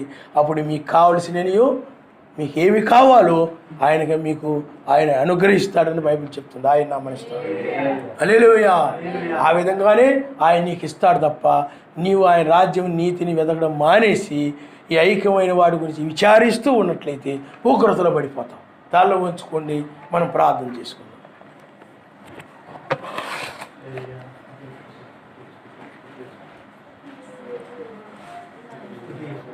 హల్లెలూయా, హల్లెలూయా, హల్లెలూయా, హల్లెలూయా. ఏమి తిందినా, ఏమి త్రాగుదినా, ఈ జీవన సంబంధమైన ధనభోగాలలో, ఇతర అపేక్షలు, అవేమైనా నీ హృదయంలోనికి రాకుండా చూసుకోసమ్మా. నీ హృదయం ఒక ప్రార్థనా మందిరముగా ఉండాలి. నీతి, సమాధానము, పరిశుద్ధాత్మ ఆనందముతో నీవు ఉండాలి. నీ మందిరం ఆ విధంగా ఉండాలి. ఆలయం ఆ విధంగా ఉండాలి. శరీరం అనే ఆలయము. అంతేగాని ముళ్ళతప్పులతోటి, గచ్చపొదలతోటి ఉన్నట్లయితే నువ్వు విడిచిపెట్టబడి ఉగ్రతలోకి వెళ్ళిపోతావు. ఆ ఉగ్రతను పొందుకుంటావే తప్ప మరి ఏమీ ఉండదు.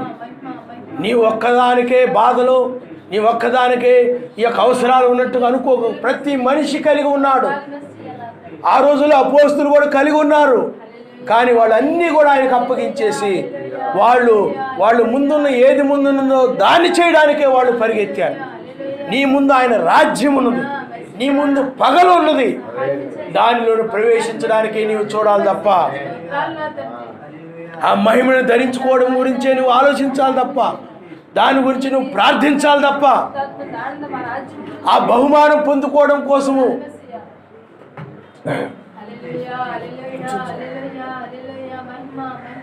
ఆ బహుమానం పొందుకోవడం కోసం నువ్వు ప్రయాసపడాలి తప్ప.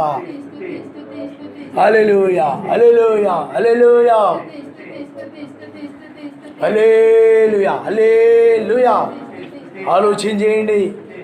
ఆయన రాజ్యములో నీతి, సమాధానము, పరిశుద్ధాత్మ అది ఆత్మ సంబంధమైనది తప్ప ఈ లోక సంబంధమైన మర్త్యమైనది ఆయన రాజ్యములో ఉండదు. కనుక ఇవన్నీ నీ హృదయానికి వెలుపులో ఉండాలి. నీ ప్రతి భారం ఆయనకు అప్పగించే ప్రార్థన చేసి దేని గురించి నువ్వు ఆలోచించొద్దు. నేను నీతిమంతుడిగా ఉన్నానా లేదా, సమాధానం కలిగి ఉన్నానా లేదా, దాని గురించే నువ్వు ఆయన సన్నిధిలో పరిశీలించుకుంటావు. నాలో ఏమైనా నీకు వాక్యానికి వ్యతిరేకంగా నాకు చూయించు ఆయన. నేను దుర్నీతి పరుడు ఎక్కడైనా ఉన్నట్లయితే, నీకు విరోధంగా ఏదైనా నాలో ఉన్నట్లయితే నాకు తెలియచేయను ఆయన. ఆ విధమైన ప్రార్థన చేసుకుంటూ ఉండాలి.